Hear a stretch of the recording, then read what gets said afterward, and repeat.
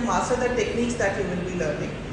These particular 2 days are going to expose you to the nuances of mobilization, and these are going to set the base for you to improve the rehabilitation program that will be setting for your patients.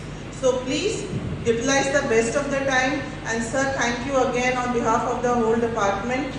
में आप ये समझिए कि जो compression forces है, जो compression करने वाले फैक्टर्स हैं, ये कंप्रेशन फैक्टर नेचुरली हमारे ऊपर काम कर रहे हैं। कंप्रेशन फैक्टर नेचुरली हमारे ऊपर काम कर रहे हैं। जैसे हमारा वर्टिकल कॉलम है, वर्टिकल कॉलम पर जो हमारी वर्टिकल स्पेस है, वर्टिकल ज्वाइंट है, वहां पर तो एंगुलर मोशन अगर इस डायरेक्शन में हो रही है तो बोनी सरफेस की भी ग्लाइडिंग कहां हो रही है? एंगुलर मोशन के अपोजिट जो ग्लाइडिंग होती है वो angular surface, stable surfaces convex. अभी पहले वाले में जो मूवमेंट हुआ था वो किस पे हुआ था? ये तो न्यूरल मोबिलाइजेशन इसलिए हमें देखना होगा, ठीक है।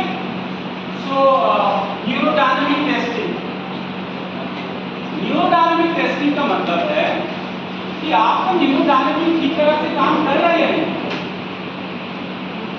अभी कल हम शोल्डर की बात कर रहे थे, अलग अलग जॉइंट्स की हम बात कर रहे हैं। तो सपोज कीजिए अगर शोल्डर फ्लेक्शन में रेस्ट्रिक्शन हो रहा है, रेंज ऑफ मोशन डिक्रीज है, तो दिस इज विजिबल। मैंने आज two patient perform shoulder flexion और आपके पेशेंट ने इसको इतना इसके ऊपर नहीं जा पाया, इतना कर पाया, तो ये विजिबल है कि यहाँ पर इसका रेंज ऑफ मोशन कम है, कहीं ना कहीं रिस्ट्रिक्शन है, दिक्कत है, हम इसको इम्प्रूव करना। हमें कैसे पता लगेगा कि हमारा जो न्यूरोडायनामिक सिस्टम है, हमारे जो नर्व फाइबर्स हैं, हमारे जो नर्व सिस्टम का काम है, वो ठीक तरह से हो रहा है? This is joint healthy joint और this muscle is healthy. How can you identify? जो कंप्रेशन करने वाले फैक्टर्स हैं, ये कंप्रेशन फैक्टर नेचुरली हमारे ऊपर काम कर रहे हैं। कंप्रेशन फैक्टर नेचुरली हमारे ऊपर काम कर रहे हैं। जैसे हमारा वर्टिकल कॉलम है, वर्टिकल कॉलम किया, फ्लेक्शन किया, but actually range of motion थोड़ा किस तरह है, कैसे बना? बायोमेकेनिक्स से बना।